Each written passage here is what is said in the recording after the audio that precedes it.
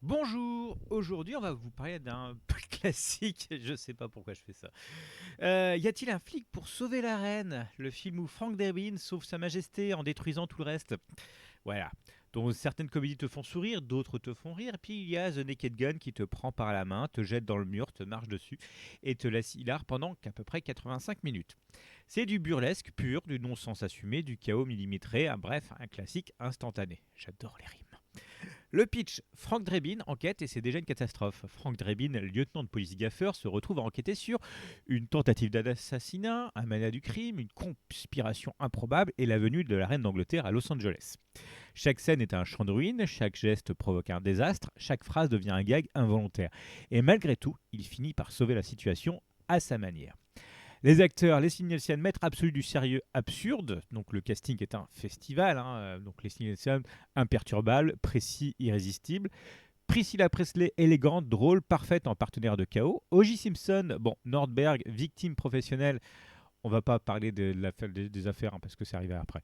Ricardo Montalban, méchant, suave et impeccable. George Kennedy, capitaine stoïque face à l'impossible. Nielsen joue Drebin comme si tout était normal. Et c'est ce calme Olympia qui rend chaque scène encore plus drôle. L'humour, bon, c'est une avalanche de gags. Les films enchaînent gags visuels, enfin, jeux de mots, absurdité, parodie, cascade ridicule, détournement de clichés policiers. Impossible de tout voir en une seule séance. Le moindre détail du cadre peut cacher une blague. Le montage ne laisse aucun répit. Oui, les As étaient habitués par ça, de faire un plan, un gag minimum. La reine d'Angleterre stoïque au milieu du carnage. Bon, la séquence du dîner officiel est un bijou. Protocole massacré, chaises renversées, gestes malheureux. Drebin qui transforme un repas d'État en sketch géant.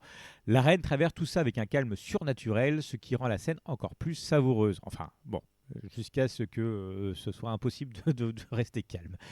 Le match de baseball, un final d'anthologie. Le dernier acte est un monument comique. Drebin déguisé en arbitre, un hymne national saboté, un tueur hypnotisé, un stade entier en état de choc et un hot dog suspect. Et l'apparition mythique d'Enrico Palazzo.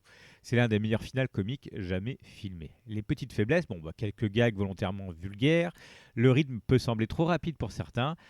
O.J. Simpson n'est pas le comédien le plus subtil et quelques références datent un peu, effectivement, rien qui entame l'efficacité générale. Bon, allez, les petites notes habituelles. L'humour, 5 sur 5, une rafale ininterrompue. Après, je peux comprendre ceux qui n'aiment pas ce genre de film. Casting, Nielsen au sommet. Le scénario est un prétexte idéal au chaos. Les scènes cultes, le dîner, le baseball, tout, bref. Et voilà, donc c'est toujours aussi drôle.